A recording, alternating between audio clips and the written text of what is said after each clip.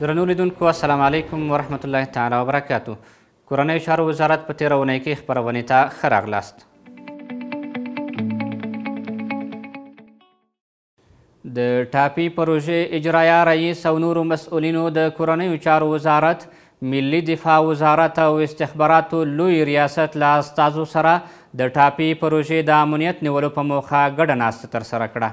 په دغه ناسته کې چې د افغانستان لپاره د ترکمنستان هیواد سفیر هوجا اویزیوف هم ګډون درلود، د یادې پروژې د امنیت نیولو په موخه هر اړخیزې خبرې وشوې. د کورنیو چارو وزارت د عامه ساتنې لوی ریاست رئیس مولوي حماس په خپلو خبرو کې دوی ته ډاډ ورکړ چې ټاپي پروژه د افغان ولس لپاره یوه حیاتي پروژه ده او اسلامي امارت به په ټول توان د یادې پروژې امنیتي چارې په پوره رښتینوالۍ سره ترسره کړي.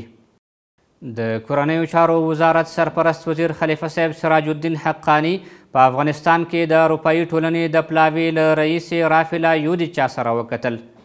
د کورنیو چارو سرپرست وزیر د اروپایي ټولنې د پلاوي له پخواني ماموریت نه مننه وکړه چې د بشري مرستو په لړ کې له افغانستان سره خپلې همکارۍ ترسره کړي دي.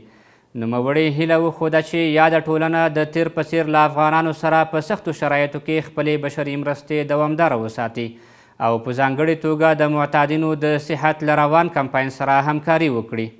وروسته اغلې رافلا یودیچا د کورنیو چارو له سرپرست وزیر نه مننه وکړه چې د امنیت په تامین کې د پام وړ هڅې کړي دي او د نړیوالو بشري مرستو کارمندانو ته یې لاره هواره کړې ده چې د بشري بحران سره مبارزه وکړي.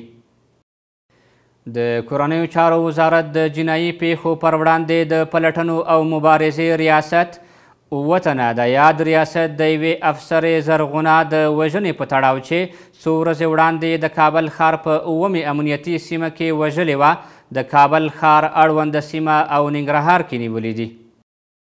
د کورنیو چارو وزارت سرپرست خلیفه صاحب سراج الدین حقانی په افغانستان کې د ترکیې هیواد سفیر جهاد ارګینای او ورسره مل پلاوي سره وکتل.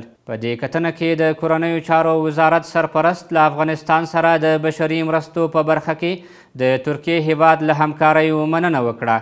ورپسې ښاغلي جهاد ارګینای د کورنیو چارو د وزارت له هڅو مننه وکړه چې د امنیت په تامین کې یې ترسره کړي دي.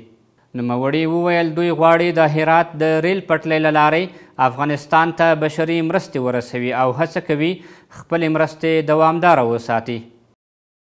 د عامه ساتنې له ملي تصدۍ اړوند روزنیز مرکز څخه 115 تنه ساتونکي فارغ شول.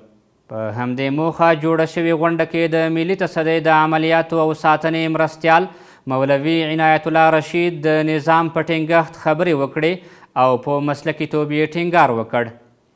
یاد شمېر فارغینو په دغه مرکز کې میاشتنۍ عملي او نظري زده کړې وکړې چې د غونډې په پای کې تصدیق پاڼې ورکړل شوې. دا و د دې اونۍ مهم خبرونه. تر بیا چې ستاسې په خدمت کې حاضریږو په ستر څښتن تعالی مو سپارو. ښې چارې.